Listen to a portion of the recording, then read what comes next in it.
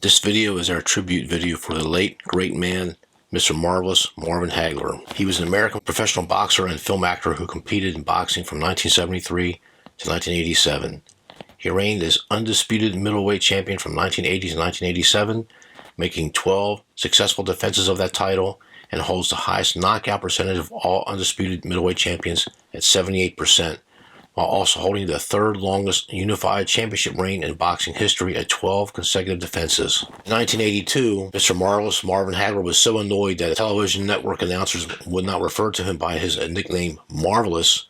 Hagler legally challenged his name to Marvelous Marvin Hagler in court and was successful. Marvelous Marvin Hagler is an inductee of the International Boxing Hall of Fame and the World Boxing Hall of Fame. He was named Fighter of the Decade in the 1980s by Boxing Illustrated magazine and twice named Fighter of the Year by Ring magazine and the Boxing Writers Association of America. In 2001 and 2004, the Ring magazine named him the 4th greatest middleweight of all time, and in 2002 named him the 17th greatest fighter of the past 69 years. The International Boxing Research Organization rates Hagler as the 6th greatest middleweight of all time, while BoxRec rates him the 29th greatest boxer of all time, pound for pound. Many analysts and boxing writers consider Hagler to have one of the most durable chins in boxing history, having been knocked down only once during the entire professional career, and that scored knockdown is still being disputed. So before we get to the disputed knockdown, we're going to go to a different article. It's a great blog called Sports Love Me. Marvin Hagler was an angry warrior and the best middleweight of all time. Hagler spent his whole career raging at the moon, and that's one of the reasons why I loved him. He was angry that he didn't get picked for the Olympics, angry that he couldn't get any fights early in his career, angry that it took him 50 bouts to get a title shot, angry that he didn't get the decision against Sugar Ray Leonard. I agree with him. It was close. People still argue that loss today. Leonard was magnificent, but Hagler was unbelievable. He just wanted to destroy his opponents. The Ring rates Hagler the 3rd best middleweight of all time behind Sugar Ray Robinson and Carlos Monzon. For me, he beats both. He was too big for Sugar Ray Robinson at middleweight and too smart for Monzon. He stood 5'9.5" with a freakish 75-inch reach. He was so adaptable and could punch with anybody. Great combinations, good on the inside, and that extra reach allowed him to really hit his opponents with raking, punishing hooks. Early in his career, he had to travel to get fights or take them on short notice, hence close defeats in the space of 2 months in 1976 to Bobby Boogaloo Watts and William Monroe. Both defeats were brutally avenged as he climbed the food chain. He finally got his title shot in 1979 against Vito Antuofermo. I distinctly remember watching that fight. I thought he won, but it was scored a draw. He then had to come to England for his next shot, a night of disgrace at Wembley Stadium in England. Alan Minter had just beaten Antuofermo, and I thought he was made to take on Hagler. He was torn to pieces. The referee stopped the fight in the 3rd with Minter's face a bloody mess. The crowd went wild, hurling bottles into the ring. Hagler left by police escort, but a world champion at last. Mitch has not been able to make his own fight. Now, the referee, Beresab, has the corner man. The fight stopped. It's over that quickly. The middleweight champion of the world is Marvin Hagler. That quickly. He fought his fight. When Mitch had tried to mix it up, he had no... He ruled as undisputed champion for 7 years, making 12 defenses, the 2nd longest unified reign in history. Leonard would have been defense number 13 had I been scoring the fight. Before that, only the great Roberto Duran took him the distance as a champion. Other victims included Antuofermo in the rematch, Mufasa Hamsho twice, John the Beast Mugabe, our own Tony Simpson, and of course Thomas Hearns. The Hitman was a special fighter too, but Hagler was unique and never appearing troubled in any bout. He could box and bang, a relentless warrior, arguably the greatest middleweight of all time. So before I get into the clips that we're going to share with our evening with the late, great Marvelous Marvin Hagler, I got this shot here from the Marvelous Marvin Hagler visit Chicago Youth Boxing Club to empower children that was taken on June 26, 2013. Marvin Hagler did give back. He received this from Roberto Duran. It's in Spanish, but Roberto Duran sent his best condolences to the Hagler family after Mr. Hagler passed away last week. But how did we get here? How did the late, great Marvelous Marvin Hagler get to where he was at? Well, in 1969, Hagler took up boxing after being roughed up on the street by a local boxer, whom he later defeated with his friends watching. The very next day, after being roughed up, Hagler, determined to become a boxer himself, walked into a gym owned by brothers Pat and Goody Petronelli, who became his trainers and managers. As Hagler needed to be 16 in order to enter some amateur tournaments, he lied about his age, saying that he was born in 1952 instead of 1954. Hagler's real birth year publicly came to light in 1982 when he had to state his date of birth in order to change his legal name from Marvin Nathaniel Hagler to Marvelous Marvin Hagler. In 1973, Hagler won the national AAU 165-pound title after defeating a U.S. Marine from Atlanta, Georgia. His name was Terry Dobbs. The late, great Marvelous Marvin Hagler completed his amateur career with a 55-1 record. Then came Juan Rodon of Argentina, who became the only man to be credited with a knockdown of Hagler, scoring one knockdown 8 seconds into the fight. Hagler protested bitterly that he had been pushed to the canvas. Hagler cut Rodon's left eye, then brutalized him over 10 rounds, stopping him in the middle of round 10. Sugar Ray Leonard was calling the fight ringside with HBO analyst Barry Tompkins. He noted to Tompkins between rounds that Hagler looks older and slower. Quote, "Marvin might be slowing down, Barry," Leonard remarked. Many people believe that this is the fight that gave Sugar Ray Leonard the idea that he could actually win a fight with the aging Hagler. Hamsho was given a rematch, but the Syrian was again TKO'd, this time in only 3 rounds. Hamsho angered Hagler with a trio of intentional headbutts in the second round and a fourth early in the third, goading the normally patient and cautious Hagler into a full-out attack that left Hamsho battered and defenseless in a matter of seconds. But the fight of fights, it's called The War, the great Thomas Hearns. Here, I'll just put this one graphic up here. The fight lasted only 8 minutes and 1 second, but it was rightly regarded as a classic. Commentator Al Michaels uttered the famous line, quote, "It didn't go very far, but it was a beauty," end of quote. That fight was named Fight of the Year by Ring Magazine. We're going to play the Juan Rodon knockdown, and then you can decide for yourself. Take a watch. The Argentine, ranked number 1 by the WBA, weighing in at 159 1/4 pounds. He has a professional record of 50 wins, 2 defeats, 2 draws, and 34 KOs. Ladies and gentlemen, introducing Juan Domingo Roldan.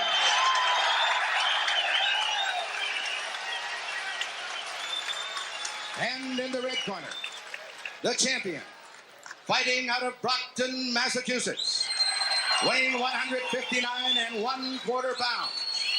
His professional record consists of 58 wins, 2 defeats, 2 draws, with 48 knockouts.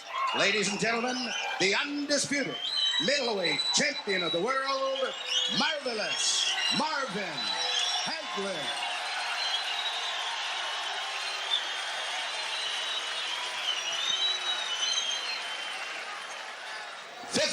Rounds of boxing. That's okay. So we're ready to go. 15 rounds of boxing, and I think the key words that come after that are or less. And there's no question about it that Juan Domingo Roldan is going to come after Marvin Hagler. Now, to what degree of success remains to be seen. He's strong, we know that. And there's a flash left hand that is a knockdown. First time that Marvin Hagler has ever been knocked off his feet. He's not happy about it. Apparently, it didn't look as though it was a clean punch. It seemed more like a push, and Hagler just happened to be off balance. I think that's exactly right. Now Marvin Hagler's going to have to contain his anger here. That is the key for Hagler, to keep his composure, to keep cool, to not let this guy's style frustrate him. Hagler going downstairs. That's the first time Marvin Hagler has been down either as an amateur or a professional.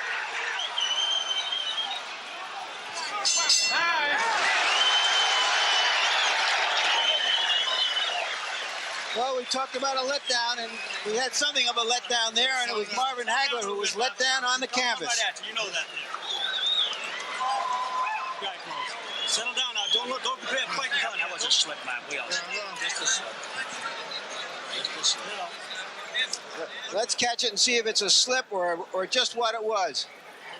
Well, as you see, it was a kind of a push and a pull.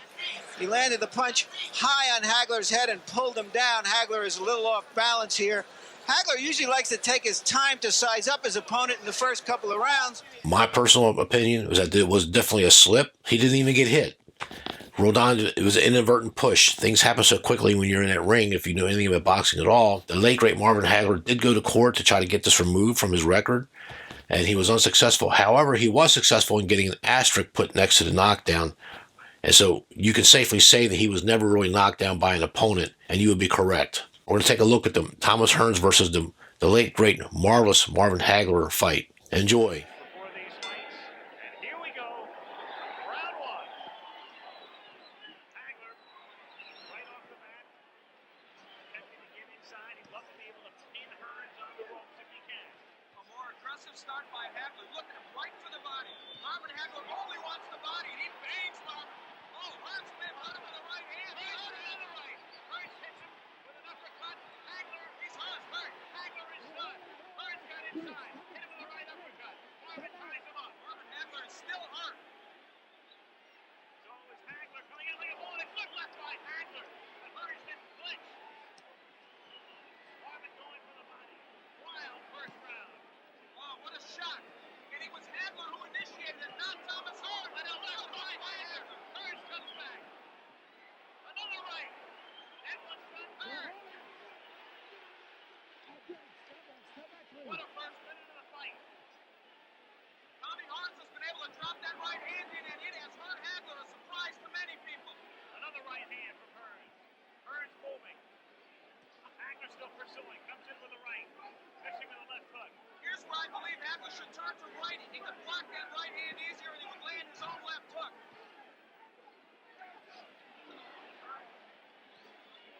With a devastating punch. Swelling. Near Hagler's left eye. Again, Tommy trying to come inside the hands of Hagler. Low blow by Hearns. Hagler still looking for the body. A right by Hagler. Good right got in. He has Hearns where he'd love to keep on the ropes. Tommy comes off easily. Another good right by Hearns. Hagler is now shaking those right hands off, though, Al. He was stung a little early, and he's normally a slow starter. He's also bleeding. Hagler is cut. Turns to the nose. Hagler hitting him low. He is banging the body well. He is taking shots to the head. He blocks that right. Hearns tries to come in with the uppercut. And Hagler ties him up with a minute to go in a wild first round.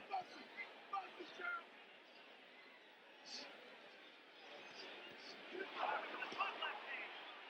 There's blood all over Marvin Hagler's face.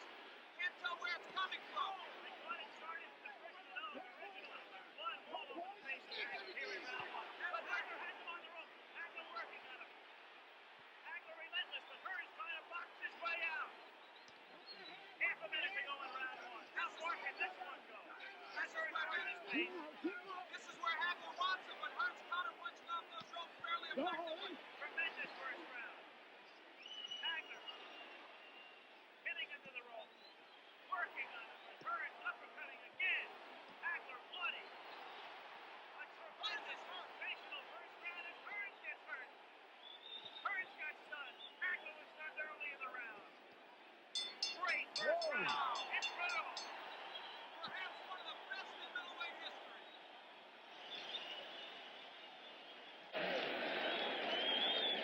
Don't worry about the cut, man. Close your eyes.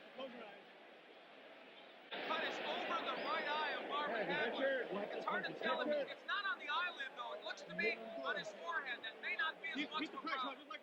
As we look at it, that was where it came, I believe, for that uppercut from Tommy Hearns. That was early in the round, but now later, Marvin Hagler digging to the body and throwing a right hook. Fought most of that round, in fact, all of it as a southpaw. He took the action of Hearns, a surprise early. Well, the first round lived up to all the hype, and then some. Round two now. Oh! Left hand by Hagler. They said this fight would be determined on heart and the good chin. Right now, that's exactly what it's being determined on. Both men have been hurt. You can throw the strategy out the window right now. A wild first round. Hearns again trying to uppercut. Hearns trying to box. Moving. Slipping off the ropes. Coming back and trying to land that right.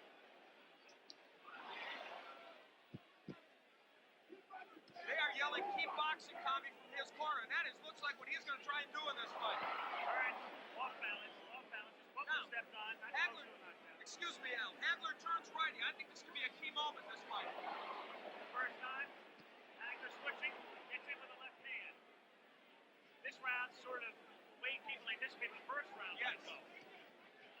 Another right hand stuns Hearns. The crowd, of course, emphatic over every punch that's thrown.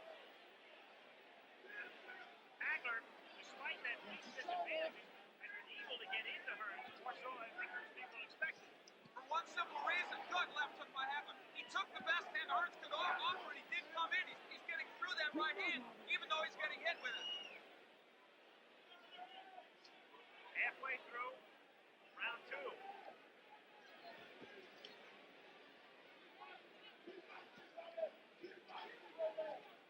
Hagler has fought most of this round as a righty. Now he switches southpaw and lands. Not as effective as a righty as I thought, but now as a southpaw, the jab lands well. That right jab. Punching it out, punching it out. All right, good. Step back, step Punch your back. way out, punch your way out. A key element now is Hagler is working when he's on the inside. He's not just holding, he is working the body of Tommy Hearns. Boy, Hearns looks awkward. His legs look like they're not there. A little rubbery here in round 2. Tommy, though, fluid and moving. Trying to get inside again. The cut opens up for Hagler. Go hold him, go hold him. And the blood begins to trickle down. Punching it out. Hagler working Let him go, let him inside go. now up top. Half a minute to go in round 2. Oh, what a left. Hearns training well. Hagler just got to the right, a left, and another right. He has Hearns in trouble on the ropes. Tommy trying to punch his way off the ropes. Hagler wants to keep him there. Keep him Goes up, to the keep him body. up. Hagler throws low blows. Marvin Hagler wants to turn this into an alley walk, and he's got another low blow. Richard Steele may take points away soon, but will it matter? Second round coming to an end. Hagler bloody, but very much unbound. Into round 2. When you get through with your shot, move off to one side or the other. You're getting hit on tail end punches. You understand? You can hear Manny Stewart talking to Hearns. Don't worry about the cover. Hagler. You had him going. And the Petronelli's good cut man. Goody and Pat have done Okay, excellent keep job pumping on the like that, cuts of Bob. Gotta keep Hagler. pumping. What a shock that that man initiated this war right from the beginning. And you know what? I thought he would do well as a righty. He has done better as a southpaw, and he may stay at that. Again, Stewart telling Hearns to box. As you say, though, Hagler turning it into a street fight. Well, he turns righty. He wants it to be a street fight. Listen, Marvin Hagler has been rough inside. He's thrown some low blows. He has thrown some elbows. Don't push, don't push. But you know what? Now the right is getting there, but it's not hurting Hagler. We've got our answer, I think, to some extent. Tommy has been hard-pressed to hurt him with that right. Stunned him early, but not in the last round or two. Very early. Adam's son has him cut. But it's Hagler doing the damage in round 2. And now, just as we thought might happen, Tommy Hearns was hurt early, so he is boxing. Now, he has good boxing skills. He did this against Sugar Ray. Can Hagler get to him in this posture? Some people thought, as he Don't hold again him, don't becomes hold him. off balance, some thought that if Hearns stayed outside and stayed on his fight zone, they could become no fight with Marvin Good, chasing step him. back, step back. But Marvin has been able to corner him, and when Marvin gets him in the corner, he is roughhousing him well. Again, Hagler is all bloody. Time is called by Richard Steele to send Hagler over to the ring doctor. Not Marvin. He's calling the ring doctor in. Side, let him go. The last thing in the world Hagler wants is the fight to be stopped. The doctor looks at it. Back comes Hagler with a wild left hand. It has to be impeding his vision with the right eye. You never know it though. Tremendous right. Hearns appears rubbery. He appeared that way in the second round. You know, Richard Steele is breaking these fighters very quickly. That's uncharacteristic of him. It's hurting Hagler because he wants to work inside. Hearns is smiling, but he's taking shots. Another right hand. Hearns turns his back, takes another right. Hearns in deep trouble again. Hearns is down. Hearns is down in the third round and on his back. And he's not going to beat the count. I don't believe. Tommy Hearns tries to get up and They've got to stop this fight. does he get up? He just does no. He can't continue. It's Hagler full of blood. Blood, no doubt, impeding his vision. Stopping under the third round after Hearns almost ended it on a first round knockout. It didn't go very far, but it was a beauty. And Tommy Hearns predicted a knockout in the third. Instead, it is Marvin Hagler, and we certainly hope Tommy Hearns will be all right. He is still wobbly. What a shot. And finally, I'm going to play 2 rounds of round 9 and then round 12 of that classic fight between the late, great Marvelous Marvin Hagler and Sugar Ray Leonard. Enjoy. Leonard to box. Petronelli tells Hagler to slug. Get out there and put some pressure on. Be aggressive. Brawl with him. You know, Tim, all these fights have ebbs and flows. Now, Leonard was very tired before. He may be getting his second win, and Hagler may be getting a little tired.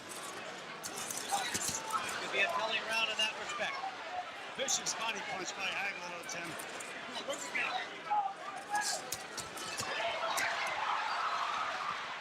Flashy combination, but only one of the punches landed. Was able to escape, however. His footwork continues to be Hagler impressive. was just so slow getting off when he has Leonard on the ropes. He should let that left hand to the body go right away. And then he can throw the other punches.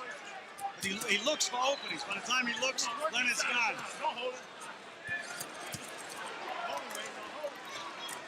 Ray Leonard warned for holding again by Richard Steele.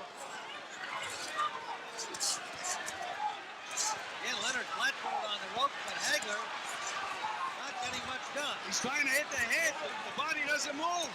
Just bang to the body. Nice combination by Ray. There's a solid. That was the left best punch by of the fight. Hagler straight Best down punch the of middle. the fight. For Hagler. Hagler backing up Leonard into the Leonard corner. Short right uppercut. He's nailing him out, Tim. Right to the chin. That's where he has to put that left hand. Leonard in some difficulty. Hasn't thrown a punch out of this corner. Now he does. Trying to bang his way out. Look at that determination of Ray Leonard. You talk about a champion. What a display. Absolutely gritted his teeth. Look at him go. Again, in the middle of the ring. And Hagler stays there and punches back. A right by Leonard. What a display, Tim. You talk about a champion, but he's got that solid rock to move, and Hagler just keeps methodically moving forward. Under a minute to go, round 9. Most of the crowd here on its feet. Trading over there on the far side. Again, Hagler gets the best of it. But Leonard just keeps firing. Leonard is punching in desperation now, though, Tim. Really trying. What a display. Leonard holding on, and Hagler just slapping it. He's tired, Tim. Look at those arms. Yeah, but he tries to be tricky. Nothing's going to help him, though, Tim. Not when he's tired the way he's tired now. Hagler trying to find openings. Maybe He's a little fighting. arm weary, Gil. He's not throwing enough punches. Well, we said they were going to have to fight, and they're fighting. They're both exhausted from this round. That's the end of this 9th round, an incredible round. There it was. Straight left hand down the pipe from Marvin Hagler. And then Sugar Ray Leonard coming out of the corner where he had just had his hands up to protect himself.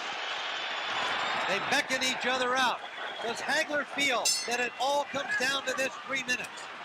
Well, you know, Goody Petronelli in the corner, he was talking like it's about a 15-round fight. Where you started to get him going. I mean, I would have been a little more emotional if I was in the corner.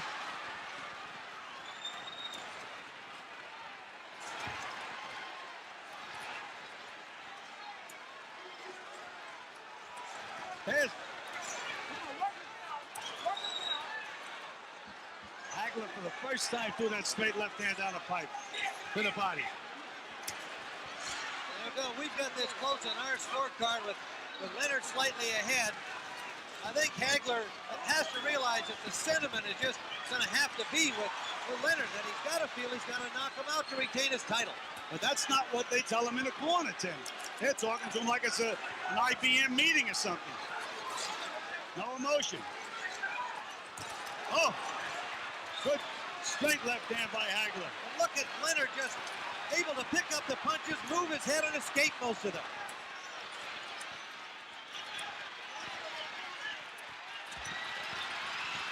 And Leonard flurries against Hagler and now escapes from the corner. Ray Leonard is having fun in there right now. What a story. He's looking at the corner. I don't know why.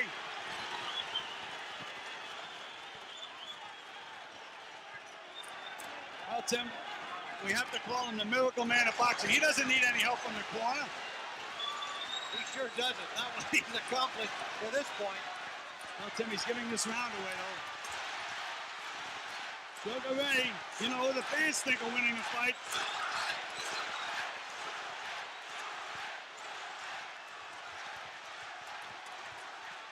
Less than a minute to go in the fight. Now Hagler with a little showboat. Some shuffle back from Ray. Look at Ray Leonard. What a cocky kid.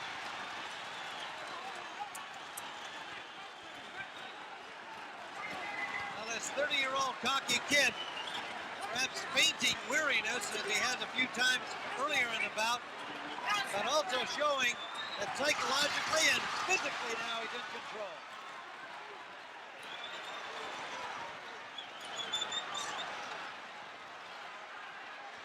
Going to be interesting scoring, Tim. You know, do you like the plotting guy or do you like the flash? Leonard busy on the rope. Hagler trying There'll to be keep no him there. knockout. No knockout.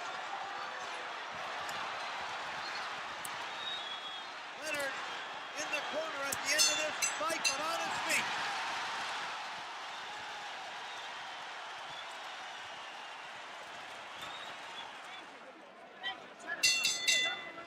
Ladies and gentlemen, here is the decision of the judges. We have a split decision. Judge Lou Filippo scores the bout. 115, Marvin Hagler. 113, Ray Leonard. Judge Jojo Guerra scores the bout. 118, Leonard. 110, Hagler. And Judge Dave Moretti scores 115, 113. By the winner, by a split decision, and new middleweight champion of the world, Ray Leonard. A beast. I just think Marvin Hagler was good for the sport. He was great for boxing, and sports is a great equalizer with all things, getting people of all walks of life, from the rich to the middle class to the poor, gets everybody together. All races are invited, and everybody gets along. Why I liked boxing so much, they respect each other when the fight is over. And Marvin Hagler and Thomas Hearns became great friends. The Marvelous Marvin Hagler, he wanted a rematch with Ray Leonard, and Ray Leonard would never grant it to him. So a year later, he quits boxing, and he moves to Italy and becomes an actor in Italian movies.